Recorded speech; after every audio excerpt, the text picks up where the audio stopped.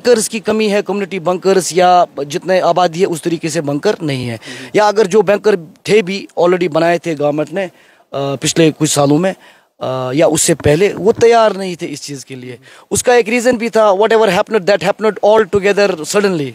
वो उड़ी में क्या सूरत हाल है, और काफ़ी ज़्यादा गोलाबारी पाकिस्तान की तरफ से हुई है जहां पे रिहायशी घरों को टारगेट बनाया गया, और यहाँ पर देखेंगे इस घर की हालत क्या है, और ये तमाम तर खिड़कियाँ इसकी टूटी हुई है। इतनी पाकिस्तान ने गोलाबारी कल रात को की। 4 दिन से कशीदा हालात काफ़ी उड़ी के सेक्टर में बने हैं जहाँ पे लोगों ने अब प्लाइन करना शुरू कर दिया। और यहाँ पर देख सकते हैं कि यहाँ पे भी इस घर की हालत क्या हुई, इतनी शेलिंग पाकिस्तान की तरफ से हुई है, और यहाँ पे अब लोग जो है मजबूर घर छोड़ने पे हुए हैं। और यहाँ पर देख सकते हैं इस घर की हालत क्या है। जगहों से लोग जो है वो प्लाइन कर चुके हैं, मुख्तलिफ जगहों से, जो उड़ी की मुख्तलिफ जगह है वहाँ से लोगों ने अप्लाइन किया है, पहले उड़ी की तरफ और उसके बाद अब बोनियार और बारामूला की तरफ लोगों ने अप्लाइन किया है। कई दिनों से हमने देखा कि यहाँ पे काफ़ी कशीदा हालात है, और ग्राउंड जीरो पे काफ़ी जो मीडिया के साथ वाबस्ता लोग हैं वो यहाँ पे काम कर रहे, पल पल की खबर आपको यहाँ से दे रहे। और पिछले कई एक दिनों से इरफान कुरैशी जी जो यहाँ पे मौजूद है और कई एक दिनों से यहाँ पे रिपोर्ट कर रहे हैं। और इरफान भाई, काफ़ी ज़्यादा आप यहाँ पे रहे, काफ़ी ज़्यादा कशीदा हालात उड़ी में 4 दिनों से बने हुए। आज भी सुबह हमने गोलाबारी देखी, कल शाम को भी ज़बरदस्त गोलाबारी हुई। आप 4 दिनों से रात दिन यहीं पे हैं। रात दिन तो हम लगातार पिछले 20-22 दिन से, जब से पहलगाम में अटैक हुआ, और लगातार line of control to Pahalgam and then back to the LC areas, हम रात में लगातार रुके, खासतौर पर जब से मैसिव शेलिंग शुरू हुआ। Situation is bad I believe on the both sides. एक चीज़ बहुत अच्छा मुझे महसूस हुआ, क्योंकि मैं मतलब पूरा उड़ी हमने देखा, सलामाबाद से लेके जहाँ जहाँ भी डैमेज हुआ, कि कोलेटरल डैमेज जो है सिक्योरिटी फोर्सेस, सिविल एडमिनिस्ट्रेशन बचाने में कामयाब हुए। यहाँ अल्लाह का शुक्र है ज़्यादा कैजुअल्टीज़ नहीं हुई। उसके 2-3 कारण थे। एक कारण ये था कि there was timely evacuation before the massive shelling started in the Uri sector, specially initial stage and in also in the Karna, Tangda and other places. No issues की मतलब घरों का नुकसान हुआ, इंफ्रास्ट्रक्चर का नुकसान हुआ है, और डीप शेलिंग हुई है। जहाँ जहाँ तक गोले नहीं आते थे इस बार वैसे भी आए थे। लेकिन एक थोड़ा जहाँ पर काम कर सकते थे, जिससे कि लोगों में जितना पैनिक है या नाराज़गी है कुछ लोगों में जिनके माल मवेशी है वो छोड़ के नहीं जा पाते हैं, जो चाहते हैं कि हम स्टे करें लेकिन महफूज रहें, वो ये है कि there was no apprehensions of कि there may be some kind of an ceasefire violation or a shelling kind of a thing. War will be started in India and Pakistan. और war like situation है ना, पहलगाम में जो हुआ attack, उसके बाद ही सारी development. Nobody can expect these things was happen in border sector. एक चीज़ है, कल लेफ्टिनेंट गवर्नर मनोज सिन्हा यहाँ आए थे, media and other people has taken up this issue of the community bunkers. He has assured that we'll do it on war footing basis. वो करना, sure with the people they will do it in recent time. और बहुत जल्दी करना चाहिए, क्योंकि देखो कितने भी लोगों से मैंने बात की जो ना निकलना, because there is around huge number of evacuation in north Kashmir. सबसे पहले आप ही यहाँ पे पहुंचे थे? बिल्कुल, सबसे पहले, और मैसिव शेलिंग में रात दिन, और हमने लोगों के साथ सेफ शेल्टर्स भी लिए, उनके साथ बैठे भी, उनके साथ भूखे भी बैठे, उन्होंने कुछ नहीं खाया या हमको खिलाया। तो बहुत स्टोरीज है इस कॉन्फ्लिक्ट की। एक चीज़ इसका मैं स्ट्रेस कर रहा हूँ वो ये है कि बहुत सारे लोग जो है जो अभी भी यहाँ रुके हैं, उनका रीज़न रुकने का ये है कि उनकी जो रोज़गार की जो ओनली ऑप्शन है वो उनका माल मवेशी जो भी वो करते हैं, तो उसके लिए वो निकल नहीं पा रहे हैं। दूसरा रीज़न ये है कि वो अगर जाएंगे भी तो वो दिहाड़ी वाले, मजदूर वाले लोग हैं, बहुत कम उनकी आमदनी होती है। तो फैमिली में अगर 4-5-6 बंदे हैं, वो कहाँ जाएंगे, कहाँ रुकेंगे, रेंट पर या बाकी सब चीज़ों पर। और अभी ऊटी में जो फैसिलिटी रखा है अंडरग्राउंड वगैरह, वो छोटा एक मतलब फैसिलिटी है वहाँ, उस पर ज़्यादा लोग नहीं आ सकते। बड़ा होना चाहिए, लोग जहाँ पे ज़्यादा आ जाए तादाद में, ये उससे बड़ा भी होना चाहिए। और अभी तो वो सब चीज़ें तैयारी नहीं होगा। अब इसमें हम लोगों की बहुत ज़्यादा जिम्मेदारी है as an common citizen. I am not saying about any fraternity और प्रोफेशनल पीपल, कि हमको लोगों के लिए थोड़ा दरवाजे खोलना चाहिए, खासतौर पर जो नॉर्थ कश्मीर की इफेक्ट आना चाहिए, लोगों की हेल्प करनी चाहिए, फैमिलीज उनकी सेफ हो। सेफ एक लोग हमने देखे कल से भी, एक जो यहाँ पे दारुल उलूम है या सोशल जो लोग सोशल वर्क करते हैं वो लोग भी सामने आए, उन्होंने कई एक लोगों को लिया, कल हमने सोशल मीडिया पे देखा। बहुत बहुत अच्छा है। लेकिन इनफैक्ट मैंने कल कुछ अपने मीडिया कलीग से सुना कि साउथ कश्मीर से भी उनको फ़ोन आ रहे थे कि आप हमारे यहाँ भेजिए। That this is Kashmir. Kashmir and Kashmiriyat, you know. This is Kashmiriyat. This is what Kashmiriyat is all about. We people are peace loving and we cannot see other human, suffering like this.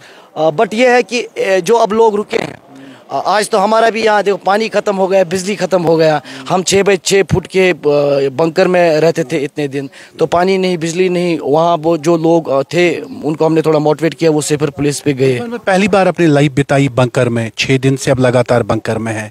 Bunker की situation जो उड़ी में जो कशीदा हालात थे, ऊपर से गोलाबारी भी चल रही है, आप बंकर में बैठे हुए हैं, कैसा माहौल होता है तब? जो हम आम लोग तो बाहर से लोग खाली कयासारी कर सकते हैं, मगर जो वहाँ पे प्रेजेंट हो उसके ऊपर क्या बीतती है? इससे पहले भी हम रहे हैं जब हम कवर करते थे, लेकिन इतना मैसिव शेलिंग और इतना डीप और हैविली यूज्ड आर्टिलरी नहीं देखा है। जहां हम थे वो आसपास 3 जगह say that was under attack इधर दैट लोकेशन। 6 बाई 6 का जब बंकर है तो जब फायरिंग शुरू हो जाती है तो लोग भागना शुरू करते हैं, तो जिसको जहां मिलता है वो घुस जाता है। और पहले दिन क्या हुआ, बंकर 6 बाई 6 फुट का है तो हम 20 से 25 लोग उसमें घुस गए। और at the mean time as a reporter it's your job to report also in that situation.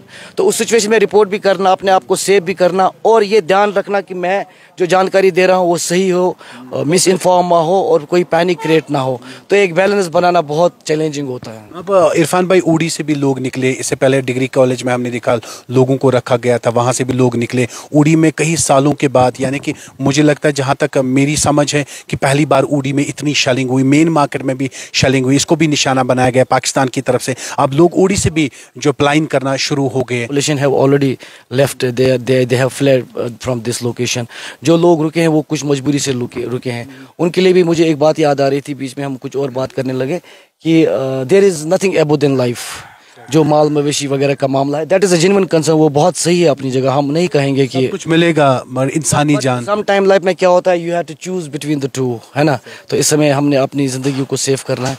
अभी भी ये जो लोग हैं, अगर थोड़ा आपके कैमरा मैन दिखाएं तो आप देखें, ये जो लोग आ रहे हैं ना, तो ये अपने घरों को नज़र देने आ रहे हैं, डैमेज देखने आ रहे हैं। कुछ लोग अपने रिश्तेदारों को लेने के लिए आ रहे हैं, या कुछ लोग परिवार के कुछ लोग रोक दिए हैं, कुछ गए हैं।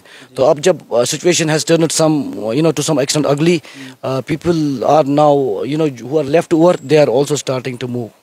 बहुत बहुत शुक्रिया इरफान भाई, अपना ख्याल रखेंगे। Doing great job। I have seen you doing wonderful reporting and keep it up। You are doing obviously well job and please take good care of yourself। Irfan Qureshi थे हमारे साथ। और ये आप देख सकते हैं इस मकान की हालत क्या हुई है जब पाकिस्तान ने इसके ऊपर शेलिंग की। और यहाँ पे उड़ी के हर एक जगह पे ऐसे हालात बने हुए हैं जहाँ पे काफ़ी पेचीदा हालात है। मकान की हालत आप देख सकते हैं। अब लोग धीरे धीरे उड़ी से भी प्लाइन करना शुरू हो गए, जहाँ पे उनको मुख्तलिफ जगहों पे यहाँ से लिया गया है प्लाइन करके। और लोगों के अंदर हमने काफ़ी खौफ हिरास देखा। पिछले 4 दिनों से काफ़ी डर का माहौल जो है वो उड़ी सेक्टर के अंदर भी है। जो बॉर्डर्स के इलाके हैं वहाँ पे हमने कशीदगी हिंदुस्तान और पाकिस्तान में देखी, दोनों तरफ से गोलाबारी जारी। और उसके बाद कहीं ना कहीं लोग अप्लाइन करने पे मजबूर हो गए, लोगों ने अपना घर सब कुछ छोड़ा। मगर ये भी बात कहीं ना ये है कि लोग अपने माल मवेशी जो है उनसे अपना घर परिवार चलाते थे, या कोई ठेला लगाता, कोई दुकान चलाता था, उसके कारोबार पे भी असर पड़ा है। मगर जान ज़रूरी है और उसके लिए जो है वो घर छोड़ने पे मजबूर हो गए। यहाँ पे आप यहाँ पे भी देख सकते हैं कि अंदर इस मकान की जो सूरत हाल है ये क्या हुई है। तकरीबन 5 बजे यहाँ पे हैवी शेलिंग हुई है और पिछले 4 दिन से लगातार उड़ी में शेलिंग हुई। उसके कारण इन मकानों को, 2-4 मकान है यहाँ पे, इनको भी काफ़ी ज़्यादा नुकसान हुआ है। अब लोग यहाँ से चल के निकल गए और यहाँ से वो पहले बोनियार में शेल्टर हाउस जो है उनके लिए रखा गया है डिग्री कॉलेज में, और उसके बाद बारामूला का जो डिग्री कॉलेज है वहाँ पे उनके लिए शेल्टर हाउस रखा गया है। मकान के शीशे टूटे हैं।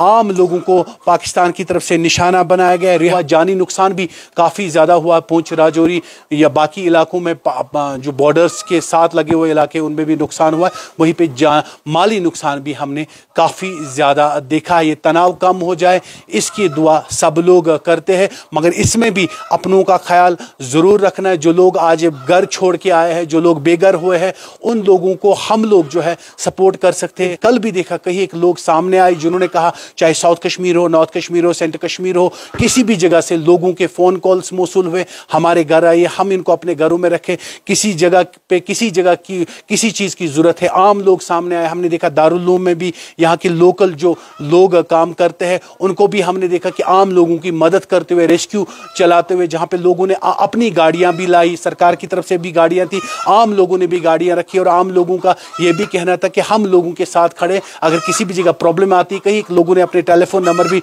शेयर किए थे कि हमारे साथ कांटेक्ट करें, हम आपकी पूरी हेल्प करेंगे। कैमरामैन इशफाक के साथ उबाद मलिक, अली टाइम्स के लिए उड़ी से।